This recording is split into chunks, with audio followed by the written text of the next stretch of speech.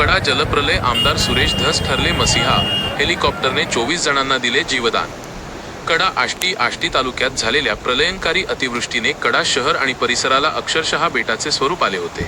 पुराच्या पाण्याने वेढलेल्या आणि मृत्यूच्या दारात उभ्या असलेल्या 24 नागरिकांसाठी आमदार सुरेश धस देवदूत बनून धावले। त्यांनी अत्यंत धाडसी निर्णय घेत हेलिकॉप्टरद्वारे बचाव कार्य, रेस्क्यू ऑपरेशन राबवत या सर्वांना सुखरूप बाहेर काढले।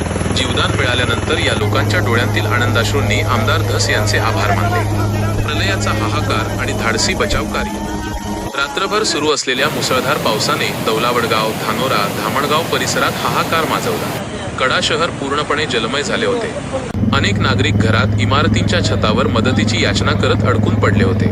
परिस्थितीचे गांभीर्य ओळखून आमदार सुरेश धस यांनी तातडीने प्रशासनाशी संपर्क साधून हेलिकॉप्टरची मागणी केली। कडा येथे तात्पुरते हेलिपॅड उभारण्यात आले। त्यानंतर सुरू झाले थरारक बचाव कार्य। हेलिकॉप्टरने एकूण 6 फेऱ्या मारत पाण्याच्या लोंढ्यातून 24 लोकांना अत्यंत शिताफीने बाहेर काढले। या बचाव कार्यात आमदार धस यांनी बोलावलेल्या भिल्ल समाजातील तरुणांनीही मोलाची मदत करत अनेक अडकलेल्या लोकांना बाहेर काढले। कोट्यवधींचे नुकसान, संसार गेले वाहून। या जलप्रलयात सुदैवाने कोणतीही जीवितहानी झाली नसली तरी वित्तहानी प्रचंड झाली आहे। अनेक दुभती जनावरे नागरिकांच्या चारचाकी गाड्या, मोटरसायकली खेळण्यांप्रमाणे पाण्यात वाहून गेल्या। महावितरण कंपनीचे विजेचे खांब आणि रोहित्रे, ट्रान्सफॉर्मर वाहून गेल्याने मोठे नुकसान झाले आहे। एकट्या कडा शहरातील नुकसानीचा आकडा कोट्यवधींच्या घरात असल्याचे सांगितले जात आहे। प्रशासकीय यंत्रणा घटनास्थळी।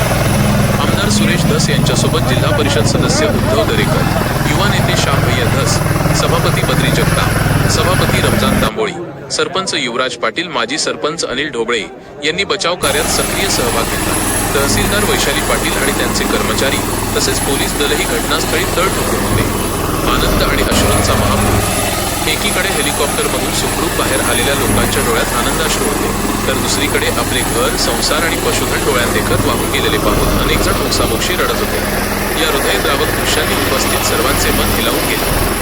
आमदार सुरेश धस यांनी पूरग्रस्तांना धीर देत झालेल्या नुकसानीचे तातडीने पंचनामे करून भरीव नुकसान भरपाई मिळवून देण्याचे आश्वासन दिले आहे। या संकटकाळात आमदार धस यांनी दाखवलेली तत्परता आणि धाडसामुळे ते खऱ्या अर्थाने लोकांचे मसीहा ठरले आहेत। पत्रकार किरण पोकळे, आष्टी।